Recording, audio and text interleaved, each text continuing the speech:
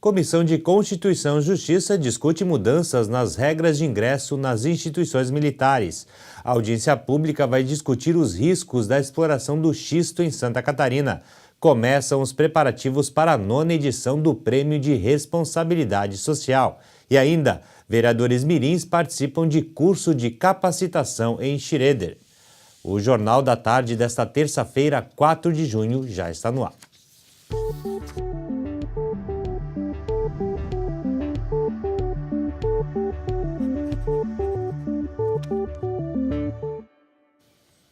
Boa tarde. A Comissão de Constituição e Justiça discutiu sobre 2 mudanças na lei que trata sobre o ingresso nas instituições militares. Uma delas modifica o limite mínimo de altura dos candidatos. A repórter Denise Félix acompanhou a reunião e traz mais detalhes. Isso mesmo, essa proposta é de autoria do deputado Márcio Machado e ela determina que homens com 1,60 de altura e mulheres com 1,55 possam se candidatar a ingressar nas carreiras militares. Hoje, essa legislação diz o seguinte, que a altura deve ser de 1,65 para homens e 1,60 para mulheres. Essa proposta foi aprovada na Comissão de Constituição e Justiça, mas ainda precisa ser analisada em outras comissões até que seja votada em plenário. Nós entendemos que nos concursos públicos tem que se medir a capacidade intelectual, a capacidade física, nesses casos onde exige aptidão física, e nós temos pessoas que se destacam em várias atividades e principalmente na segurança pública, independente da questão da altura. Então, por essa razão, o nosso parecer é favorável, abrindo assim oportunidade a um grande número de pessoas, de jovens interessados em ingressar nas carreiras militares. A Comissão de Constituição e Justiça também aprovou uma outra mudança na legislação de ingresso nas carreiras militares. Ela permite que pessoas com tatuagem possam participar do concurso público para ingressar na carreira militar e faz uma adequação à legislação nacional. Essa proposta é de autoria do deputado Milton Ovos. Acompanhe. O Supremo já retirou isso, já está na Constituição, uma DIN que foi julgada, e nós temos que revogar isso na legislação estadual, evitando que tenha debates em eventuais concursos públicos, que tenha mais custos processuais para a resposta. Então isso cria uma confusão enorme, não é legal, e por isso nós temos que tirar isso da obrigatoriedade legislativa de Santa Catarina.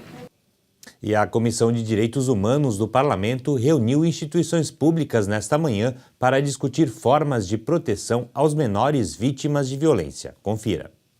O Sistema de Garantia de Direitos da Criança e do Adolescente, vítima ou testemunha de violência, foi tema central da reunião da Comissão de Direitos Humanos da Assembleia Legislativa. Órgãos públicos de segurança e justiça discutiram técnicas de trabalho desenvolvidas hoje. Tribunal de Justiça, Ministério Público e Polícia Civil do Estado já atuam de forma conjunta para reduzir o impacto aos menores envolvidos. Hoje, são mais de 100 juízes e promotores envolvidos no projeto. Cerca de 80 servidores atuam no atendimento a crianças e adolescentes. Já a Polícia Civil conta com mais de 60 policiais psicólogos que fazem o atendimento inicial. A presença de um psicólogo de uma maneira pioneira que a gente tem no nosso estado, que é um cargo que tem mais de 60 profissionais espalhados no estado, garante uma proteção primária, quando ocorre essa denúncia de uma situação de violência contra uma criança ou um adolescente, garantindo que a delegacia de polícia, o delegado de polícia consiga prontamente realizar aquelas medidas que ele entende como necessárias e de proteção, fazendo com que rapidamente essas coisas promovam já bem-estar à pessoa em situação de violência. Já durante a reunião da Comissão de Trabalho, Administração e Serviço Público, foi aprovado o projeto de resolução que trata da instalação de escritórios regionais de deputados. A proposta é de autoria da mesa diretora e altera uma outra resolução de 2015. Uma nova proposta aprovada pela Comissão de Trabalho pretende garantir mais transparência na aplicação de recursos destinados aos escritórios regionais. A proposta prevê que agora os parlamentares tenham 2 espaços regionais para atendimento à comunidade. A resolução assegura ainda que não haverá aumento de custo ao parlamento. As despesas dos escritórios regionais serão vinculadas às verbas do gabinete, já previstas atualmente. Além disso, os servidores vinculados a essas bases de apoio terão disponíveis relógios pontos para o controle de frequência. O projeto foi relatado pelo deputado estadual Valdir Cobalcini. Não há aumento de servidores. Dentre os servidores já nomeados, serão designados, então, de acordo com o local escolhido, né, para a instalação desse gabinete parlamentar, de forma que o mandato do parlamentar esteja mais próximo do cidadão ao qual ele representa. Mesmo com a nova proposta, está mantida a data de rescisão contratual com o imóvel locado, que deverá ser no dia 31 de janeiro do fim da legislatura. Em caso de reeleição do parlamentar, o contrato é prorrogável. O imóvel também não poderá ser de familiares do deputado. Quem também se reuniu foi a comissão mista responsável pela organização da certificação de responsabilidade social e do troféu Destaque SC. Foi a primeira reunião do colegiado para tratar do lançamento do edital da 9ª edição do prêmio. A primeira reunião da comissão mista responsável pela 9ª edição da Certificação de Responsabilidade Social e Troféu Destaque SC foi realizada na Sala das Comissões da Assembleia Legislativa.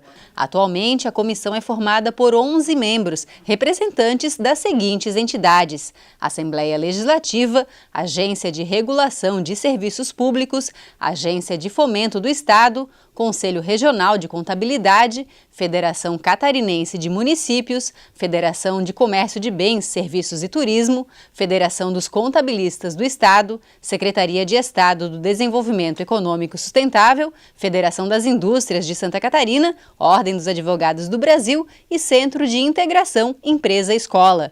Durante o encontro, os participantes iniciaram a definição de um cronograma de trabalho.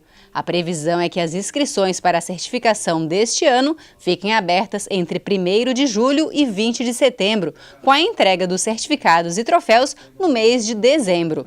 O diretor-geral da Assembleia Legislativa participou da abertura desta primeira reunião e destacou a importância da premiação. É a contribuição do poder público em favor da responsabilidade social e orienta as empresas e as entidades a cumprir um papel relacionado ao meio ambiente, à responsabilidade social em si, ao cuidados que deve ter na elaboração de seus produtos, enfim. É toda uma estrutura que existe com um ciclo de responsabilidade social que a Assembleia, por meio de uma lei estadual, ela faz cumprir então esse papel aqui no âmbito do Poder Legislativo. Promovida pela Assembleia Legislativa em parceria com várias entidades, a certificação de responsabilidade social e troféu Destaque SC é realizada anualmente desde 2011. Podem participar empresas públicas, privadas, mistas e organizações do terceiro setor que desenvolvam ações voltadas à preservação do meio ambiente e ao bem-estar das comunidades em que estão inseridas. E daqui a pouco, Escola do Legislativo promove em Xirede curso de formação para vereadores mirins da região do Vale do Itapocu. Veja os detalhes depois do intervalo.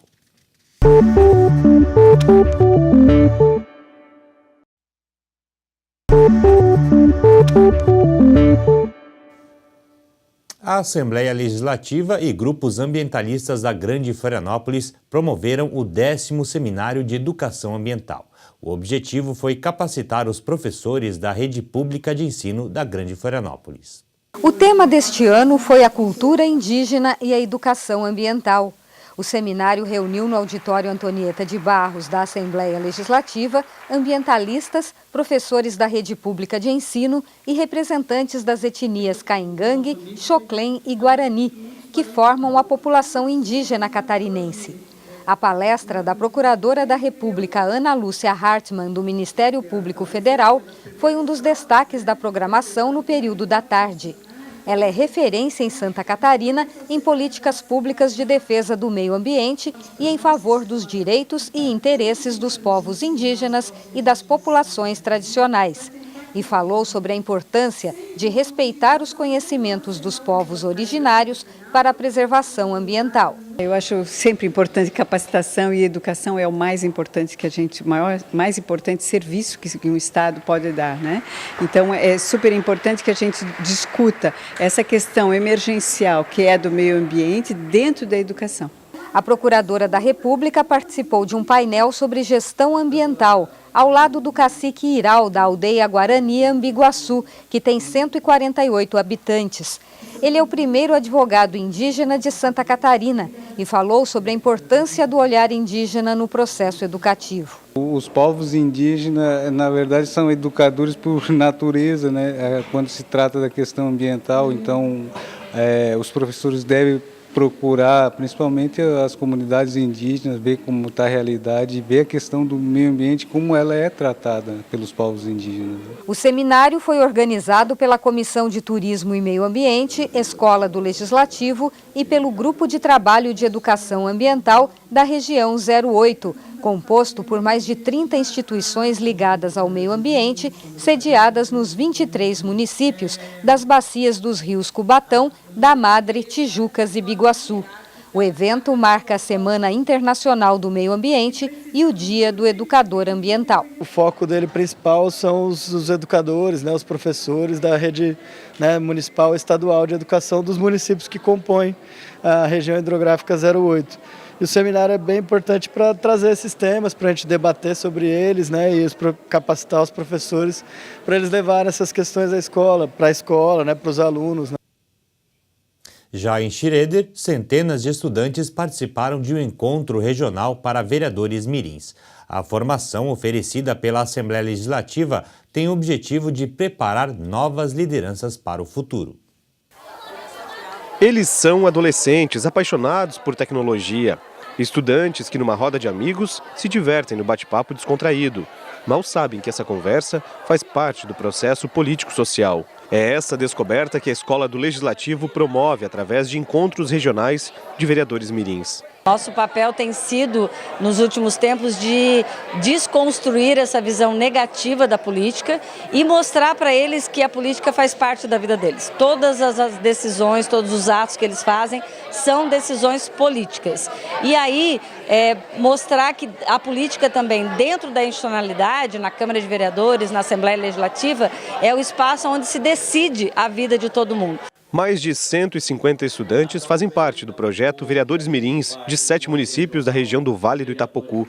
O 6º encontro foi em Schroeder, realizado pela Assembleia Legislativa e Associação das Câmaras de Vereadores da região. São 7 câmaras municipais e também mais algumas câmaras convidadas para vir justamente para trazer os jovens para o mundo da política, para conhecer e já dar essa introdução para na vida adulta, saber fazer a escolha e saber o papel das funções, tanto legislativo, executivo e judiciário. Na cidade, a presidente é Camila, de apenas 14 anos.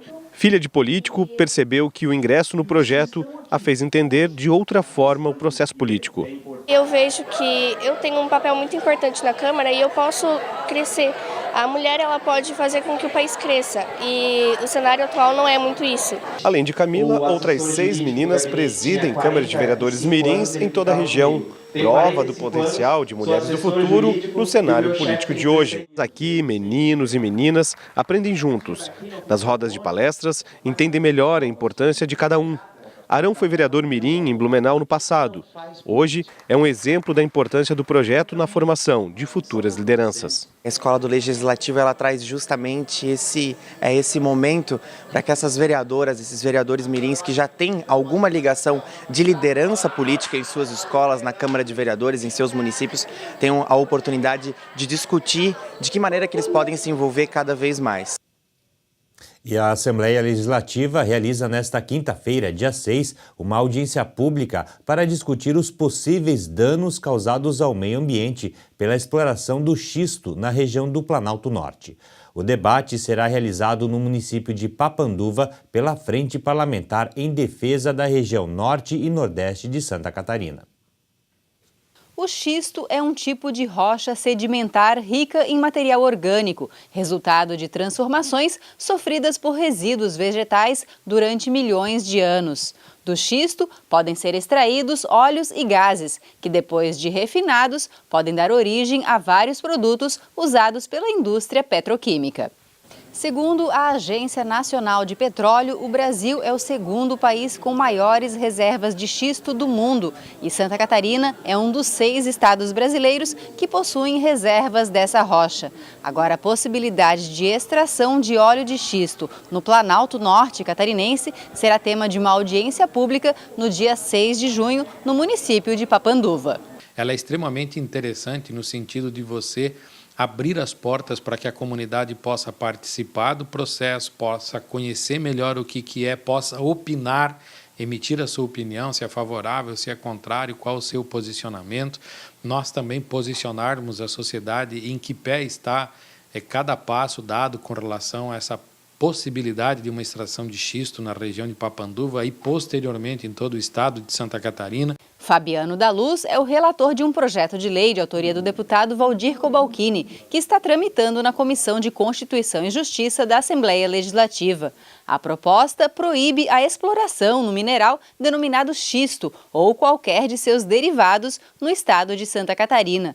Conforme a justificativa apresentada pelo parlamentar, a extração do óleo de xisto pode gerar impostos e alavancar a economia, mas também é cara, trabalhosa, extremamente poluente e de pouco retorno. Ele alerta para a possibilidade de poluição hídrica, contaminando lençóis freáticos, rios e lagos, e para emissões de gases de enxofre e risco de combustão espontânea. É uma mobilização grande da comunidade de Papanduva contrária à exploração do xisto.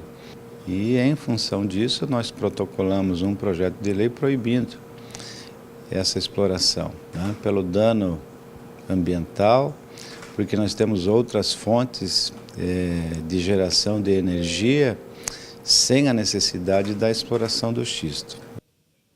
O deputado Fabiano da Luz anunciou ainda que, durante a audiência pública, será lançado o Fórum de Energias Renováveis, Água e Solo. Acompanhe.